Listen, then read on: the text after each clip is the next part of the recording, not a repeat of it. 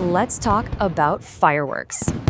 Whether it's the 4th of July, Bonfire Night, or New Year's Eve, there's just something magical about the celebration. But have you ever really stopped and thought about what it's like for your pet? For us, it's all about the bright lights, getting together with our friends and family, and just soaking up that amazing festive feeling. It's a tradition so many of us look forward to. Okay, now let's try to step into their paws for just a second.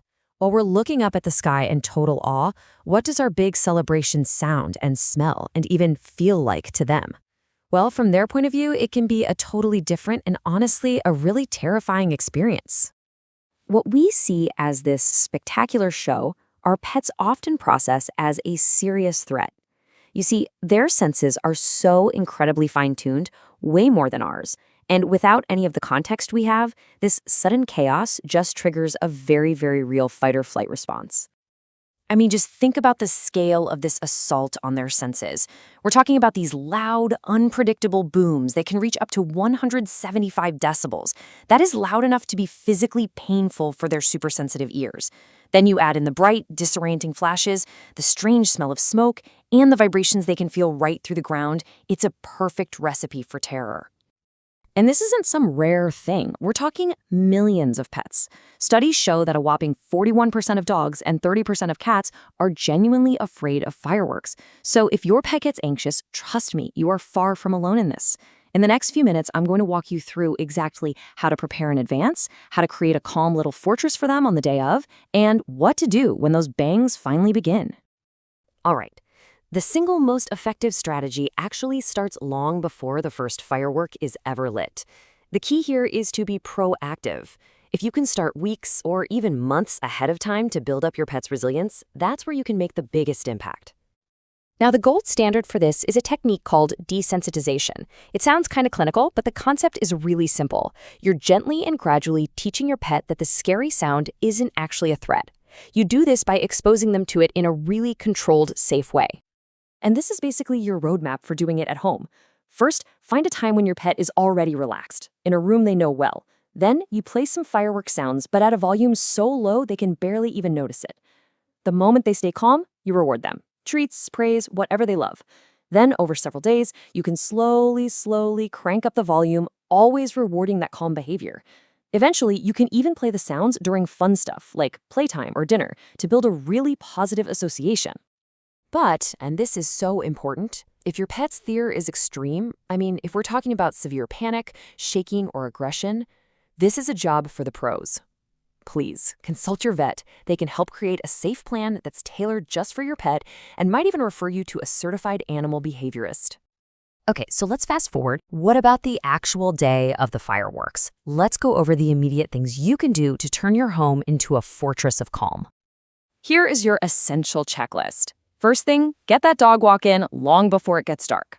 Make sure every single pet is safely inside, and yep, that includes rabbits or guinea pigs who might live in an outdoor hutch. Then, secure your perimeter. Close all the windows, lock the doors, and definitely lock any cat flaps. This is also a great time to double-check that their microchip info is up to date, just in case. And finally, draw the curtains to block the flashes and turn on a TV or some music to help muffle the noise from outside. Now, the cornerstone of this safe haven is what we call a den. All this is a small, cozy, enclosed space where your pet can go to feel secure. It could be their crate with the blanket thrown over it, the space under your bed, or even just a cardboard box with their favorite blankets inside. The whole point is to give them a space that they feel they can control. So when the fireworks actually start, it is so important to know how to read your pet's signals and also to understand how your own reaction can either help calm them down or accidentally make their fear even worse. So what should you be looking for? Well, some signs are pretty obvious, like trembling or hiding, but others can be more subtle. Things like excessive panting, pacing back and forth, or even yawning can all be signs of stress. Catching these early is really key.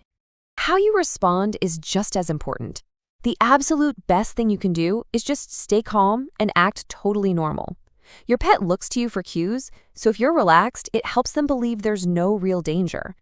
Now, if they come to you looking for comfort, absolutely give it to them. But if they'd rather hide in their den, let them be. And please, never, ever punish a pet for being scared. Shouting at them is only going to make things so much worse. For some pets, especially the ones with really severe phobias, just behavioral strategies might not be quite enough. And that's when it's time to talk to your vet about adding some other tools to your toolkit. But first, a really critical safety warning. Please never give your pet any human medication, or even a pet medication that hasn't been specifically prescribed by your veterinarian for this purpose.